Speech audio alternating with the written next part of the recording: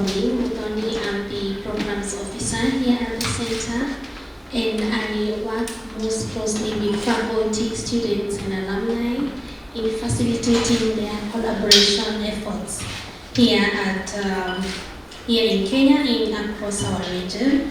And we focus mostly in issues pertaining to research, education, and public programming. So it's a great honor to even host David, who is here to talk to us more about SIPA and how you can get enrolled in their programs. And just to share also a warm welcome from our director who has traveled to Paris to attend a partner program there, where we have some great women graduating from the Women on Boards Network program. So karibuni sana.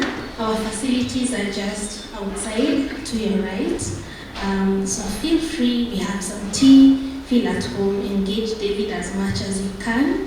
They're the ones who bring the real answers for you. Karibuni. Well, you should all be admitted immediately with scholarship since you arrived on time. Just kidding. I'm David Kaufman. I'm the Associate Director of the MPA in Economic Policy Management, which is one of SIPA's 8 programs. And I'm going to whiz through really quickly this presentation so that we can have more time for discussion. And also I want to introduce briefly Segal Musa, who is an alumna of SIPA, and she will tell you a bit about her experience, and then we'll take questions and give answers. So pardon me if I skip over much of this. I'll just concentrate on the most important things I think are for you. We have several different programs that you can choose from. As I just mentioned, I am representing this one, but it's a very specialized one-year program. Similar to this one, which is another very specialized one-year program. A lot of the interest that I think will come from Kenya is for these 3 programs, which are the 2-year programs that have the most flexibility. So they include the Master of International Affairs, the Master of Public Administration, and the Master of Public Administration in Development Practice. But of course, you can ask me about any of the other programs. The one I manage is really about economic policy management from the top down, so government policies to create economic growth. This one is about environmental science, and then we have our newest 10-month program in global leadership. That one's an exciting new program. An Executive Master of Public Affairs, which could be 2 or 3 years in length, and then our PhD program. And I'm happy to answer questions about the PhD too. But I'm going to concentrate mostly on the full-time programs on the left-hand side, the 2-year programs. Now this is very difficult to see, so I'm going to skip over it. SIPA has 6 different possible concentrations. If you're in those 2-year programs, you have to choose a concentration. And those include economic and political development, you can see on the left, energy and environment, human rights and humanitarian policy, international finance and economic policy, international security policy, and urban and social policy. And you'll notice a few of these have an asterisk next to them, which means that they're STEM designated. That means that they have a lot of quantitative subjects in them.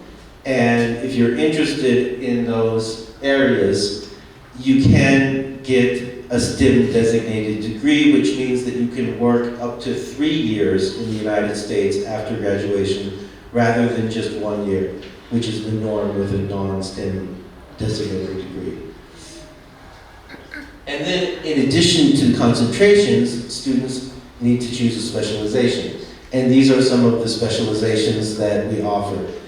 One really new and popular one is data analytics and quantitative analysis. We also have technology, media, and communications, international organizations, leadership, innovation, and design, conflict resolution, and gender and public policy. There are also regional specializations. I won't go through all of them, but they cover essentially the entire world, including Africa. One very key part of your studies within the 2-year programs is a capstone workshop. Capstone workshops are a culminating experience. Sorry, I picked up a cold earlier this week, so I'm just getting over it. A culminating experience that students participate in doing a project with about 5 other students and a professor for an outside client.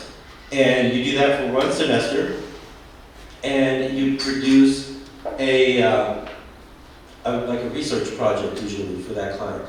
And it's a great experience for the students in that 2-year program. We also have dual degree programs, both international dual degree programs with other schools and internal dual degree programs within Columbia. I won't go over all of those now, but you can ask me questions about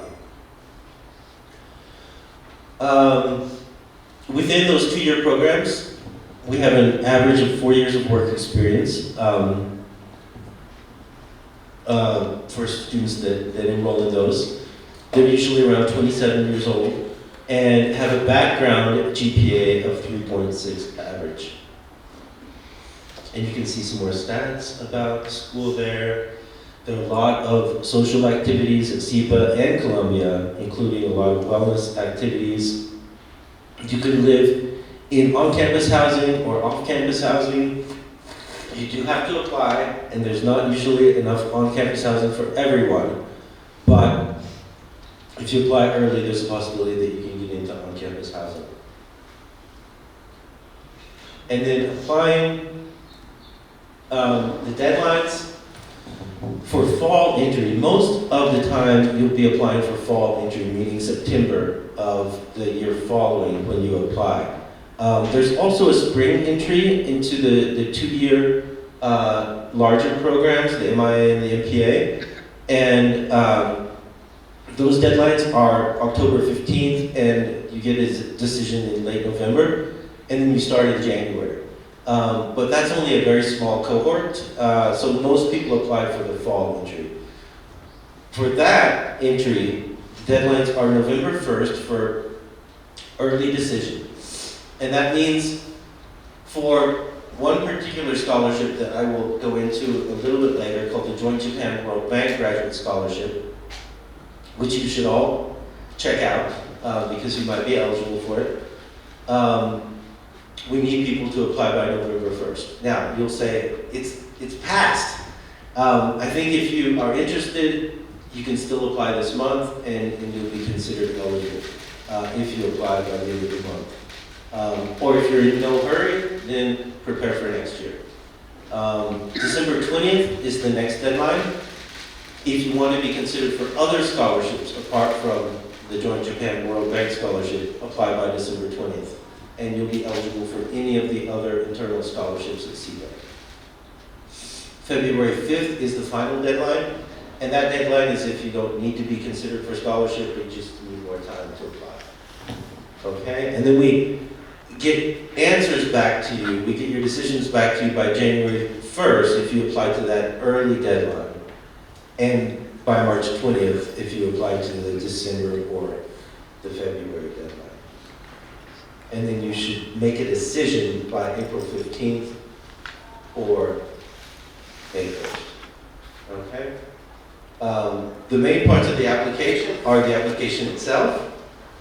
The fee, of course, is $95. You can request a waiver. It won't always be given, but you can make a request. Your personal statement, another essay. There's a diversity essay, which is optional. And then there's a video essay, which is actually the last part of the application, and nothing to worry about. It's the easiest part of the application. 2 letters of recommendation. We normally encourage one from academia, one from professional. And they should be from people who know you well. Your resume, your quantitative experience, your academic transcripts, and if English is not your native language, then the TOEFL or the IELTS. The GRE or the GMAT is recommended but not required, except for in my program where it's required, but you can still request a waiver. Okay? What I usually like to say about the GRE is that if you have a quantitative background and you have time to prepare, give it a try, because it can help you if you do well on it. Okay. I won't go into details on these parts of the application, but you can ask questions at the end about any of the parts that you want to ask about. And, I will stop here and say that if you do need to submit the TOEFL or the IELTS, our minimum score is 100 on the TOEFL and 7 on the IELTS. Okay, the most important part, because the bad news is that it's extremely expensive to come to Columbia, any of Columbia's schools, including SIPA. The two-year programs that I just described are just over $100,000 per year for 2 years. It's expensive. However, there are a lot of scholarship opportunities available. The one that I mentioned at the beginning, again, is called the Joint Japan World Bank Graduate Scholarship. It's called that because the money comes from Japan, and it's administered by the World Bank. Kenyans are eligible. You need to have at least 3 years of work experience, and you should be working in a development field. Apart from that, you're probably eligible, unless you work for the World Bank. You can't work for the World Bank or the IFC. You're not eligible if you work for them, but otherwise you could be considered. So if you fall within that category, having 3 years of work experience and working in a development-related field, definitely apply. Consider applying, because that covers everything: your tuition, your fees, and your living expenses. There are also some other internal scholarships that cover most of your living. There's one within my program that covers $140,000. So that's 90% of the cost of attendance, tuition fees, and living expenses. One of our students from Nigeria got it last year, and students from Kenya are eligible. There aren't a lot that are that high, but there are a lot of scholarships that are at least half of the cost of tuition, cost of living, cost of attendance, cost of attendance being tuition fees and living expenses. So you might get a scholarship that covers half of the cost, and you would need to find an external scholarship that would cover the other half. And you might ask, well, where would I find that? Fulbright is one example. You might be able to get a Fulbright scholarship. Many of the students who come in with Fulbright, we try to match so that they have a possibility to attend. We also have, oops, I just skipped. I don't know where it went, but if anyone's interested, we have some databases of scholarships, external scholarships that you can look through to see if you're eligible, and to try to find scholarships for you. There are also loans, but I don't normally encourage people to take loans because it can be really difficult to pay them back. And for international students, it's extremely difficult to get a loan because you would have to have a U.S. cosigner, someone that would take responsibility for your loan if you can't pay it. There's also in the 2-year programs the option to work while you're a student, but that's only in your second year. So you could get a teaching assistantship or a research assistantship in your second year. But again, that doesn't cover all of the tuition. That would cover about a little less than $30,000 if you have it both semesters. And not everyone gets those, but it is a possibility. Okay. I'm going to leave it there, and I'll leave it on this slide because you can see my email address here, dc2170@columbia.edu. I'd welcome anyone to reach out to me by email if you have questions about any of the programs, the 2-year programs that I focused on, or my own program, or any of the other programs.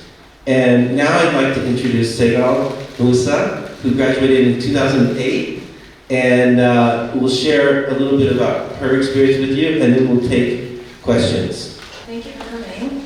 So I graduated SIPA with an International Finance and Economic Policy degree, MIA, in 2008. So I applied in 2006.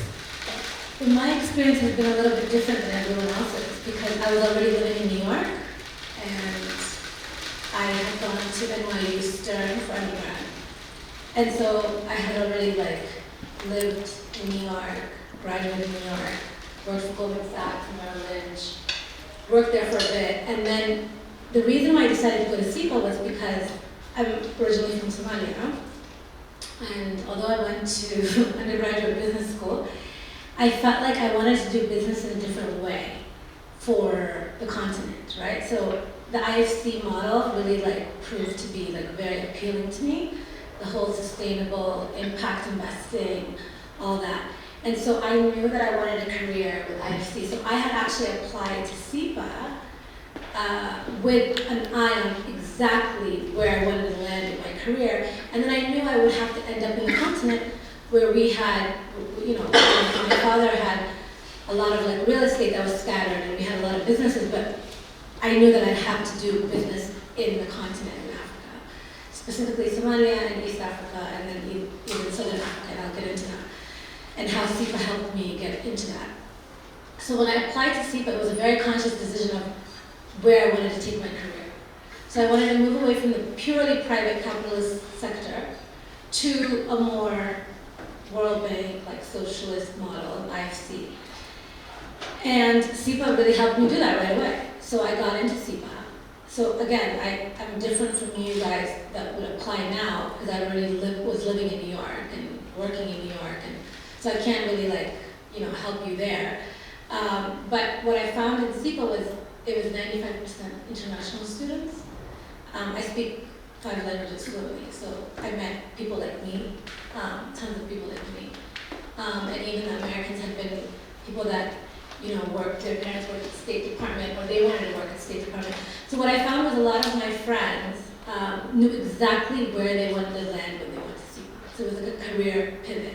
It wasn't just a random degree that you get. It was exactly I want to land there, that specific job. And a lot of us got those jobs. So yeah, and SIPA really helps you do that, whether it was people that wanted to work at the State Department, or whether people wanted to go back home and work in government, or people that wanted to start businesses, specific type of businesses. So I think SIPA at the time when I went, it was so specific in that. And then we had a very cute culture of very nurturing, very sweet, because everybody's away from home and very far. So when you come to these families, I've made lifelong friends. How it's impacted my career. So after SIPA, so I got an internship with IFC during my summer at SIPA. And then after that, they gave me an offer, and I said I didn't want to take it because I wanted to start my own business. Because I really knew I was going to go to Africa. And I met my husband during the time. We decided to move to Africa. We actually decided to move, we were living in DC at the time, and then we decided to move to Lusaka. And where SIPA kicked in was we found a lot of connections through the alumni network that were either placed in government or some of my friends that wanted to do business in Africa that were from Latin America or from Russia or from Asia. And so it has been a lifelong journey for me. So that's why actually, since I graduated in 2008, 2011 I got on the SIPA Council, and then in 2015 I became regional ambassador of SIPA. Because I have found that it has been a very nurturing experience for me on career level, friendship level, business level, global level. So, I want to help whoever. And I've mentored a lot of people that have wanted to go to SIPA, applied to SIPA, got into SIPA, couldn't get a lot of financing for SIPA, specifically from the African region because it's so expensive. And it's always so sad to see that, but yeah, so that's been my experience. Thank you, Segal. Yeah. Oh, and by the way, I didn't tell you what I do. I run a family private company. We are in 6 countries. We have 6 offices. We have 49 employees now. We have 6 divisions, ranging from trading all over Southern Africa to real estate, predominantly all over the world. I grew up in Italy and Egypt, and we have a lot of real estate in Somalia, here, Southern Africa, Morocco, Spain, Italy. The real estate is really our largest division. And we also have a very large private equity firm where we take stakes in companies and then help them grow and then exit. And we've done that across various industries, such as tech, co-working spaces, maybe you know, Confisi, that's one of our investments here. That's one of our offices. J&J, like in transport logistics. It's a pretty big operation. I'm the CEO, and it's a family-run company, fully family-owned. Yeah. Perfect. That's great. Thank you very much. Okay, we'll open it to questions. Please, anyone. About anything at all. The SIPA experience, yes. So you mentioned that like before you worked at investment banks, but then you like wanted to like transition over to like working like internationally. Like was there like an event that like triggered the change? Big time. I mean, we can't like, you know, separate where we come from, right? Like, so I'm Somali, right? And like, so you live in New York, and obviously I grew up in Italy, I'm an Italian citizen, and you always have this feeling that you have to give back, and you want to go back, and you know, you want to do something for your country, and sometimes you can't, because we were in exile in Somalia for a long time, until we got everything back. But for me, it felt like the New York model, like staying up till 3 a.m., doing investment banking for someone else, and feeling so privileged to do that, living in a small apartment. And just I was like, I don't want to do this anymore. And yeah, I just was like, this is not actually like the life I want. And it's just being honest. But then when I moved to the IFC model, I realized, I mean, I'm a capitalist. I mean, this is, we have a capitalist business model. But then I realized like the impact that I was doing in even the IFC was very limited, because they have to also be very profitable, right? So even the impact that you can do. So to me, it became like a situation where we thought, okay, let's do an impact for ourselves, like for our own country, and like go back home and like go back to the continent. In fact, we didn't even start in Somalia, and we started in Lusaka, in Zambia. For us, it was like, okay, anywhere in the continent will do at first, and then we moved here closer, and now I feel very fulfilled because we have a very big foundation, and most of our, like, actually all of our funding from our foundation comes just from us, and a lot of people ask us to come in, and we Other questions? But you'll meet a lot of people at SIPA that have that kind of, that's why a lot of them work here at the UN. You'll meet a lot of people that want to make a difference in the world. That's where it was different than in purely, like, you know, business school, like at Stern, right? Where it was like, I just want to be in Wall Street, I want to make money, which is cool. That's a thing too. But in SIPA, it's a lot of people that want to impact, that make a difference. Exactly. And it's a real thing. It's actually real. Like when you're there, you're like, oh, it's conversation. Yeah.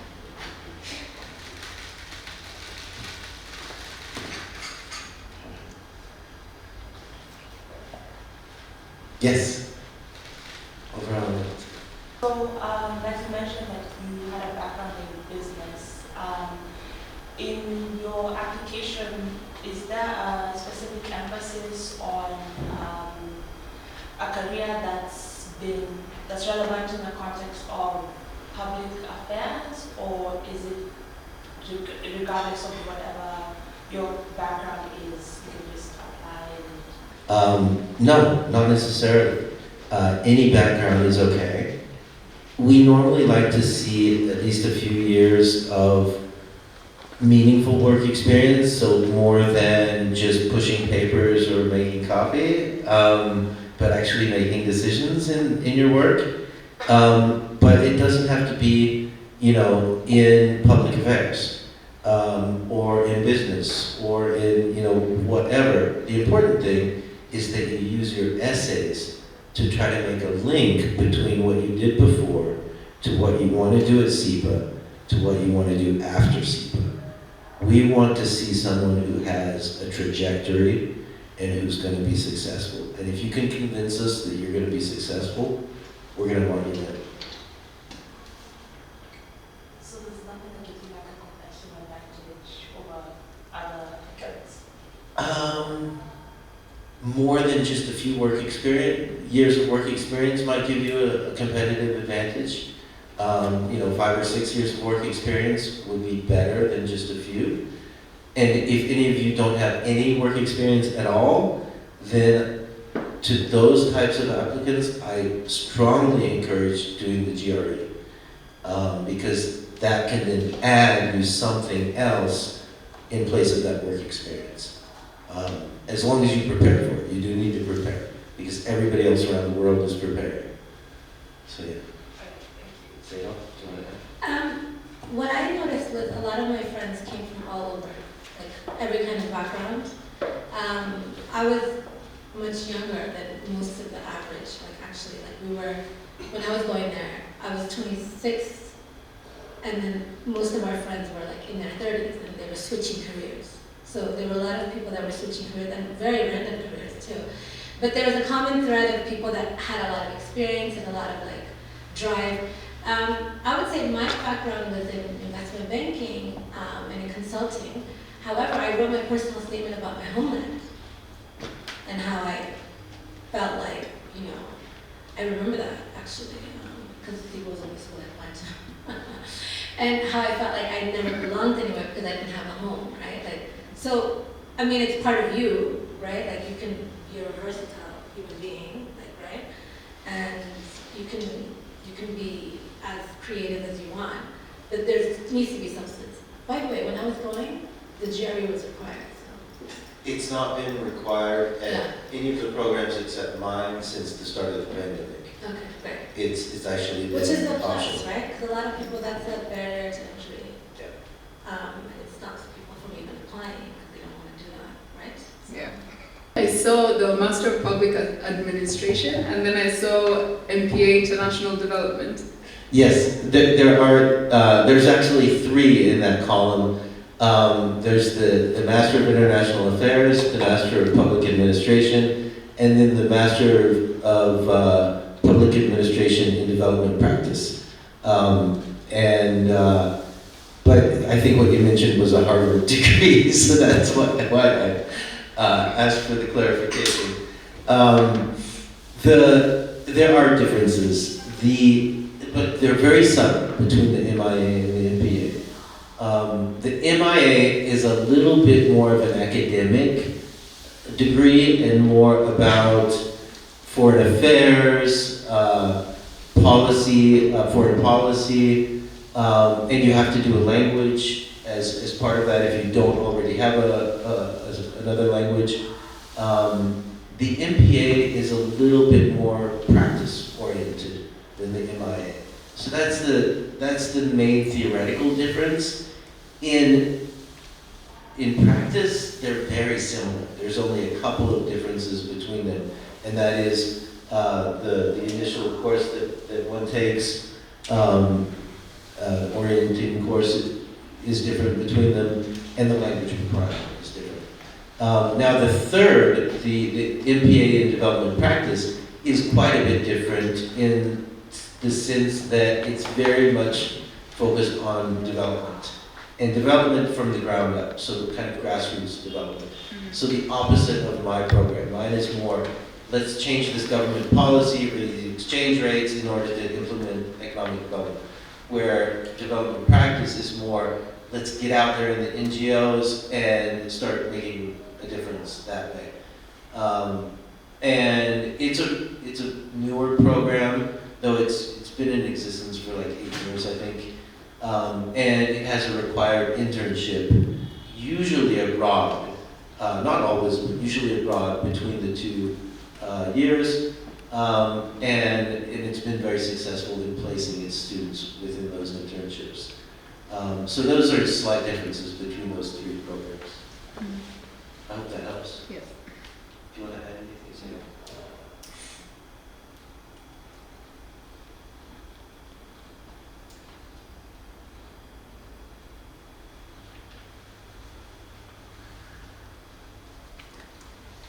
Yes, sir.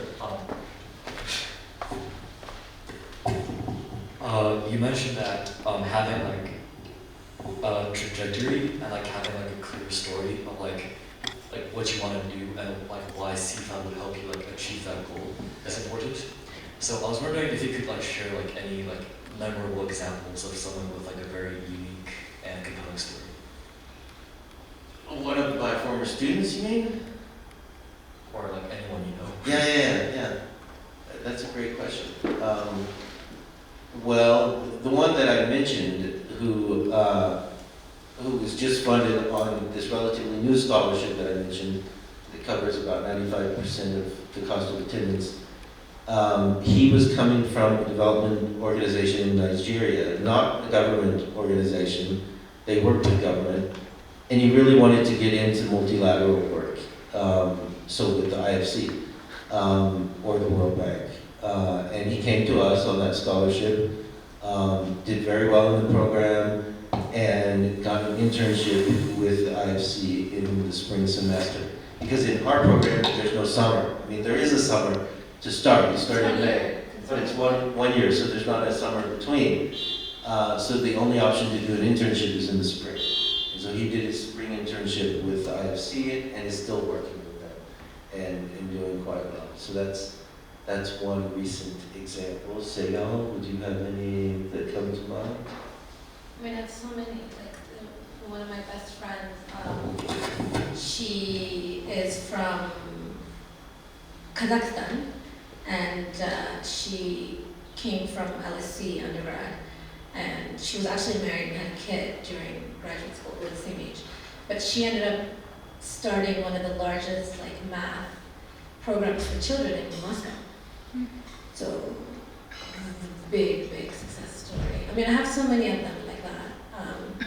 But also playing around, also her like, contacts, we're investors in that, right? In that firm. She's an investor in our firm. So, you end up having, but I just attended the 15-year like anniversary, what is it called? Because it's been 15 years since I graduated, so yeah, I'm old.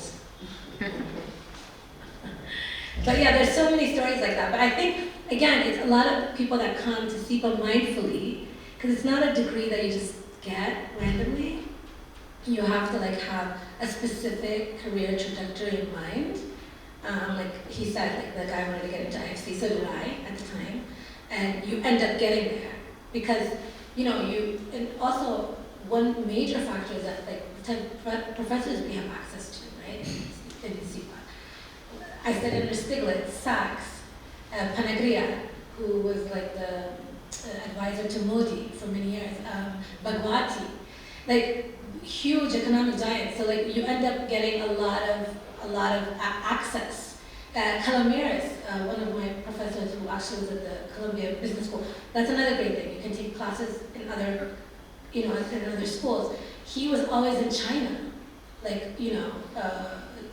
advising the president. He'd be like, oh, we're gonna have to reschedule that lecture. So you get access to people who are actually doing real life, in practice, and they're not talking about it, and then you'll see their op-eds in the New York Times. But I also had a taste of that before, right? Before I went, because I was studying at NYU Stern, so I had professors like Rubini, Nasib Talib, for statistics. So I was also I already knew specifically what I wanted to study, what I wanted to do, and I always tell people that with SIPA. Be as specific, because it's 2 years, it's very specific, time. Know exactly what you want to do, know exactly what kind of courses you want to take, know exactly where you want to land. Then you have a better chance at succeeding in doing that. It's not somewhere where you go and just hang around and waste a semester, Yeah. That's really good No, advice. but it's true, because it's so specific, and you have access to so much when you're in New York, and a lot of these professors and these people and these lecturers are really practically doing a lot of these things in real life. And so if you want to extract as much as you can, it's an expensive program. You have to know what you're doing. Yeah, great advice. And that's also why when you apply, we want to see that you've really studied the school and the program that you're applying to. You know, so go into detail about why you want to study within that program, because that's going to help you. We don't want people that are still unsure what they're doing in the second semester. We want you to know what you're doing, so you get the most out of it.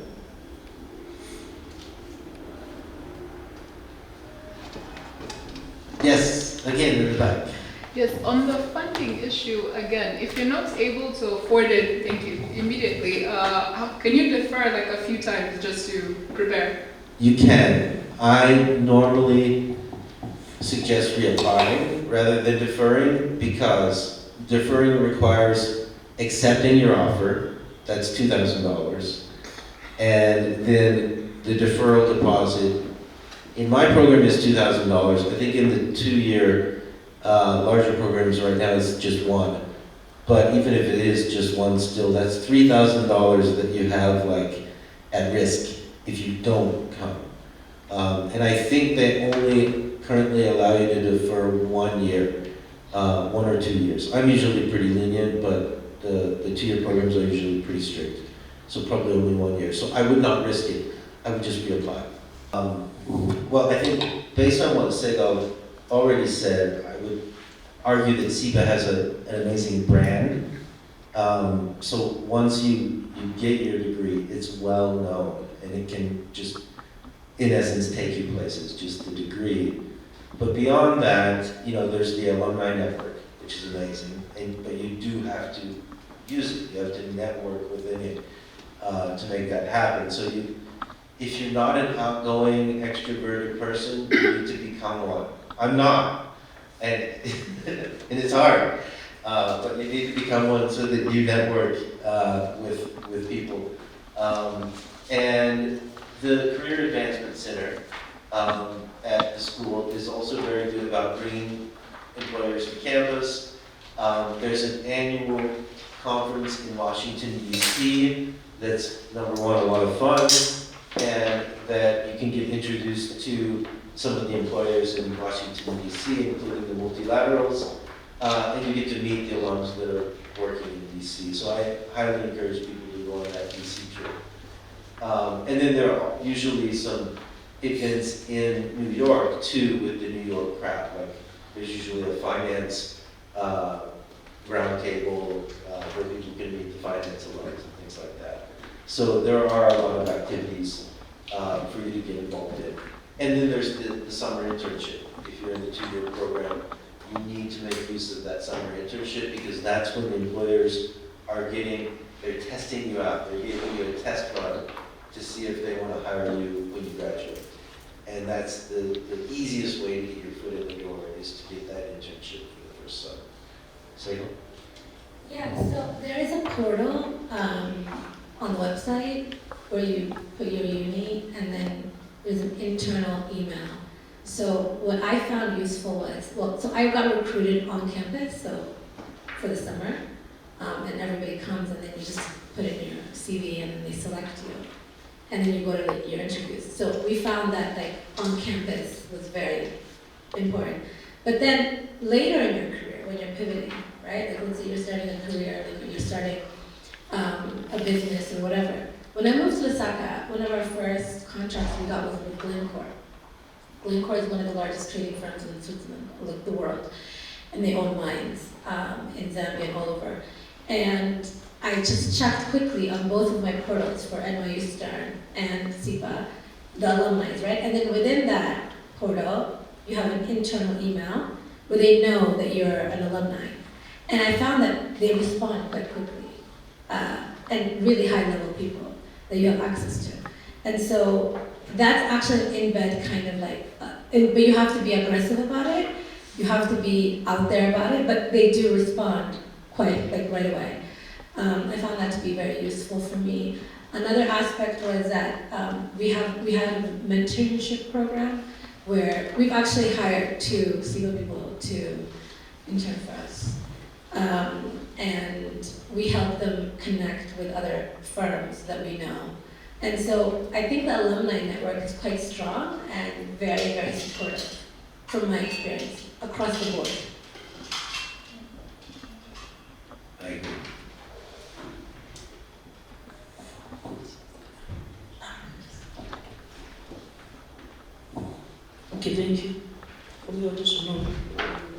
looked at some of the PhD paths that someone can take from SIPA. Someone wants to continue for PhD. You mean after the PhD program? No, for after the SIPA master's programs. Oh, in order to go to a PhD? Yeah. Good question. Well, there's SIPA's PhD, of course, which is in sustainable development. So, focusing on preventing climate change and a lot of related issues, but it is very much focused on that, and it's a lot of hard science, so biological and natural sciences related to that. If you're more on the economic side, you might want to consider economics programs. Having said that, I do want to say that the degree at SIPA, any of the master's degrees, are definitely going to help you get yourself ready for a PhD program, but they're not going to substitute the master's degree at the PhD program. Because any PhD program, at least in the US, is going to want you to do their master's, the first 2 years of the PhD. So you could look at SIPA's degree as just getting you internally ready, but it won't replace those first 2 years of the PhD. So keep that in mind. Some of our students have gone on to do the SIPA, the Sustainable Development PhD. Others have gone on to do economics PhD programs in the US, in Europe, or back in their home countries. One thing that I'm finding is that a lot of our students are more interested in getting their hands dirty, meaning working practical work. And so an American 5, 6, 7-year PhD is not a great thing for them, because that usually leads to academia and not as much to practice. Even at the multilaterals, you can usually get in and do meaningful work without a PhD. So if you're the type of person that is really wanting to do work on the ground, either it be here or at one of the multilaterals, I normally suggest a shorter PhD program. If you're interested in academia, then an American PhD program is great, because that does normally lead right into academia. But a more practical job is, you might want to focus on a shorter PhD. Can you give an example of the shorter PhD program? In Europe, there are several that are just 3 years. You don't usually find those in the US. Thank you. Sure. University of Tilburg in the Netherlands is one that gives a 3-year PhD.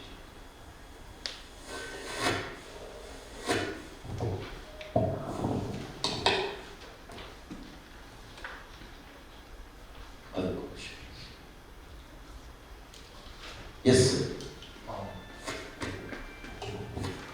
What's one thing about SIPA that differentiates it from the other public policy and international affairs schools in the States? Oh, I think what Segal was saying, that mix of very idealistic people. It's in New York. It's in New York. I mean, that's just the biggest thing. And then also, it's 95% international. Is it still like that? No, it's not that much. It's not that My much. program is that much, but Yeah. SIPA generally is 60%. If you look at the Harvard program, why I didn't go to the Harvard program or the Princeton program or Tufts or Georgetown, they were heavy on recruiting for the State Department. That's not what I was trying to do. And that's not the network I was trying to have. And I was already living in New York. So that mix of New York and purely international, and people coming literally from all over the world. And then I think that we have, the highest caliber kind of economics professor. Yeah, Like, the foundation curriculum is very strong. It's very strong. So mine was very STEM oriented, right? So I did international financial and politics. And so very heavy on econometrics and, very heavy on math. So I don't know how people would do that without GRE, by the way, or GMAT. But yeah. Well, that's one of the reasons why my program still likes to get the GRE, is So, because it tells us whether. It would be we're gonna hard, fail. yeah, it would be hard, yeah, I think, but, yeah, I think that's those are some of the main things of the, kind of the alumni. So, for the Africa alumni, and so I'm a regional ambassador, so we go on these regional calls. And so I get a sense of like the regional ambassadors in Latin America and Asia, I get a sense of, I mean, the way that these people are placed in their careers, I mean, they're really, doing really well all over the world. And in Africa, we don't, and I was telling this to David earlier, we don't publicize it much, but we have a really high caliber of high profile individuals, especially in ministerial and policy related positions that don't get publicized very much. And I told Susan we should do that and we should network more together. And I'm not talking about people that work at the UN and the multilaterals, no, those are just jobs. I'm talking about people that have gone to minister positions across Africa and are, creating policies, and they should be ambassadors, I think, of SIPA. I agree. One question regarding the university, how the chief courses in that studying out of all of us, is it the networking with the peers or the type of education being offered, or maybe it is of course trying to determine which is the priority regarding to learning at university. Is it the quality education being offered, or maybe the global influence that's why it helps you cultivate that networking in countries that have education? It's your peers, definitely. I think the fact that you're taking these really rigorous courses helps, because you're learning a lot and you need help, and you're working with these peers that have been doing economic policy or other types of policy or private sector work in their countries around the world, and are, you're learning from them almost as much as you're learning from the professor. And that helps build that global network, I think. That's what I would say. Yeah, and I think like taking advantage of your time, so you have to like really have a really good amount of time management, right? So you're not there just to study, right? Like, of course you're there to get skills and study, but you're also there to network, right? Because these people are going to be important people in your life, right? And also network also with your professors and find interesting, you're living in New York, like the world is your oyster, like you can find so many interesting things to get involved in that are like, relevant to your life. So I think the time management aspect is so important, and then the type of people that you want to connect with, the stronger bonds you make, and there's a lot of clubs in SIPA, there's a lot of brown bags, they call it brown bags still, right? I don't know. What do they call it? But There's a lot of lectures during the day, we used to call it brown bag. During lunchtime, really interesting people come, and there's a lot of clubs, and there's a lot of like also extracurricular fun things. We used to have like really great Halloween parties, I remember, and galas and things like that. So you want to also be social and be present in your experience, because those are the kind of experiences that bond you with people, right? As opposed to calling them later and being like, oh, we're in the same class, and I would just add, you reminded me of something. We have a story from a couple of alums a long time ago who were at a bilateral negotiation, and they each were on the other side of each other. And about halfway through the negotiation, they realized that they both came from the same program at SIPA, my program. Yeah. Not the same year even, but the same program. And they commented that once they realized that, the negotiation got easier because they realized they were coming from the same framework. And that happens not only if you're coming from the same year, but if you're coming from SIPA, because you come out of SIPA with a certain framework of mind and of how policy works and how development works. And then once you run into another SIPA grad, be it a different program or a different year, you have a kind of understanding with them. And that's what's nice. So So just to add, so I'm at an age now, I'm 40, but I'm getting on a lot of boards, right? And so I have like SIPA alums that I was friends with or that I know that work for organizations that recommend me to boards, right? So that's another enhancement of how your career can also progress because of your network, right? So over time, and like you cultivate that network. So I think it's really important, and they you know, and it expands your career, expands your horizons, and it's great. So, yeah, can't recommend it.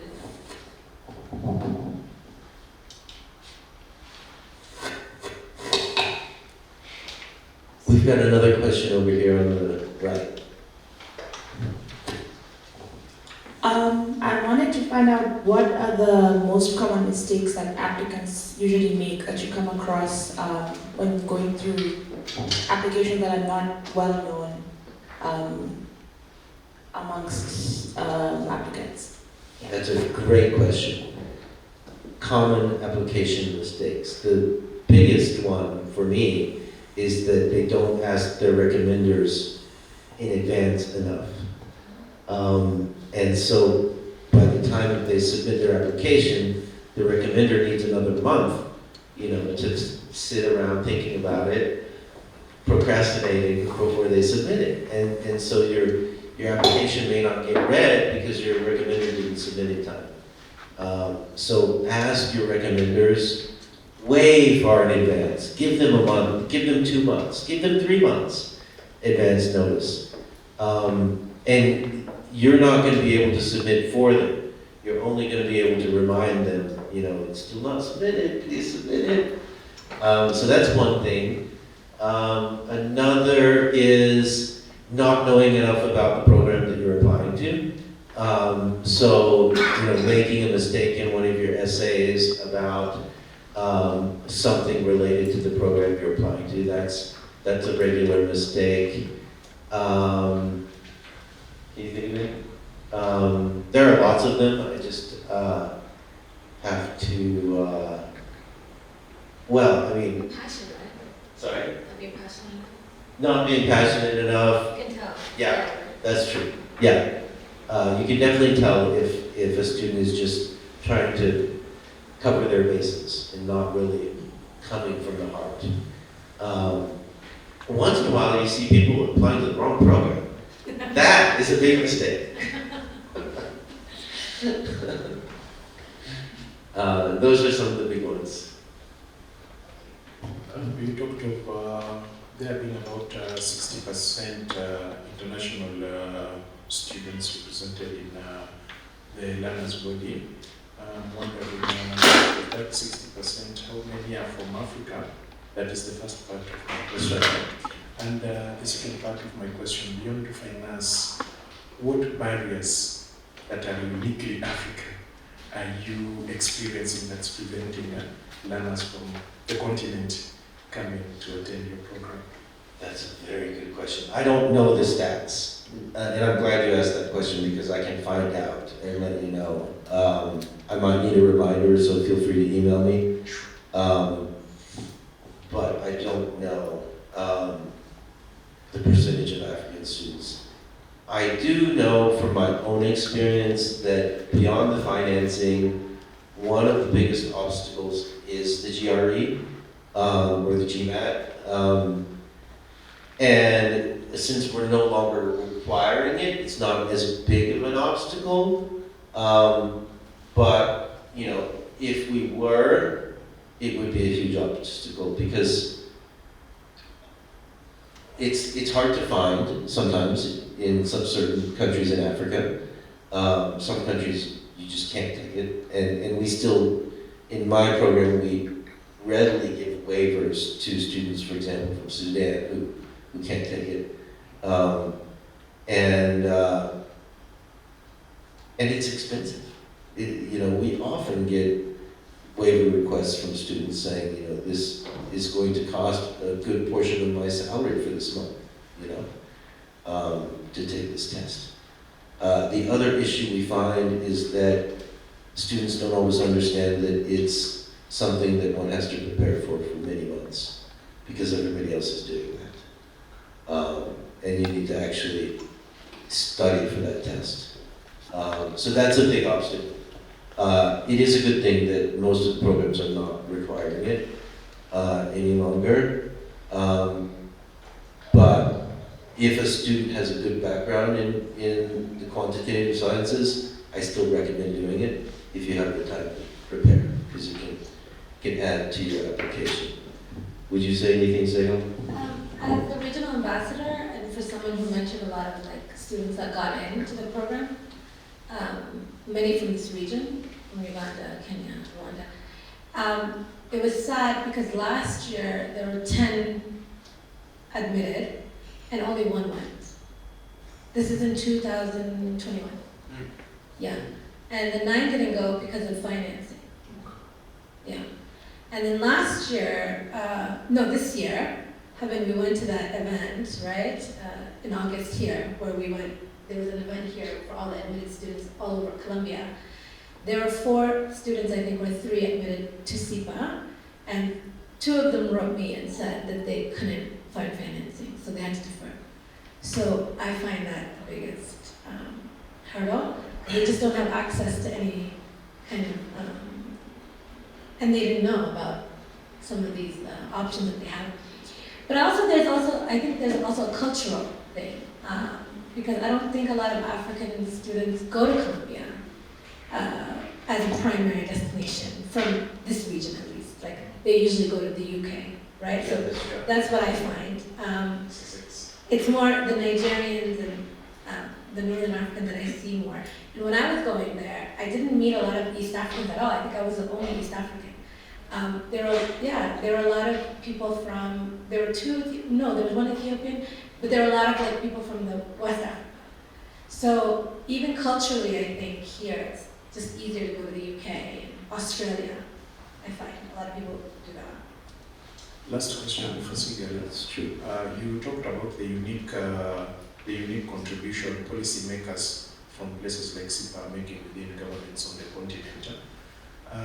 Based on your experience and the way you've seen them operate, when you evaluate them, what do you think is the biggest takeaway they picked from the SIPA programs, and how is it making that unique contribution to the policy goals we have around them? So I can only speak for some that I've interacted with, and we have to interact with a lot of governments because of the nature of some of the work that we do in different countries. In Tanzania, I think one of the ministers I met, and I won't say his name, but I think he actually is very proud that he went to SIPA, and he's very proud that he got this American education. But it's not really American. So SIPA to me is not an American education; it's the best of both worlds, right? So it's like an international, global education, like purely. Of course, it's set in New York.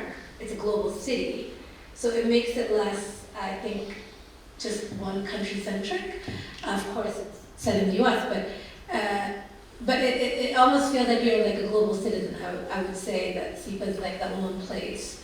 I think he was very proud of that. I think he wanted to come home and make a change. He didn't stay. He could have stayed. He actually was working for a bank before that. So I find that there's like some pride in that, and then when they meet other SIPA grads, there is that, and they kind of take you under their wing. So in other areas where we would have a contentious kind of situation dealing with people that you kind of like want to network with, or some government officials where you need like some facilitation for business, when you meet a SIPA grad, it just changes the whole, similar to what you were saying when you're negotiating, because there's that shared common experience, right? So he was able to facilitate a lot of things for us. I don't know what he's actually doing on the ground for his country, so I can't really speak on that. But I can sense that he was very happy to come back, but I don't know in general. Thanks, Sehel. Yeah, I totally agree with what you said about that.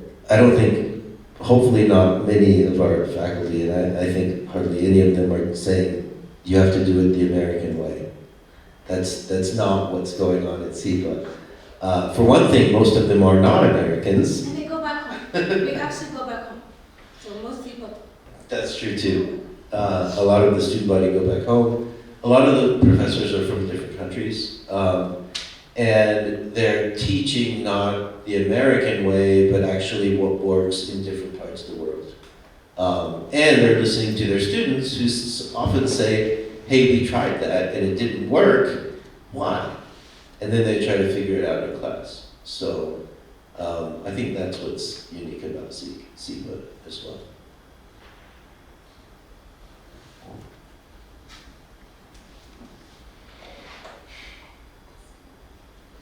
Well, maybe that covers it. That was a very good session.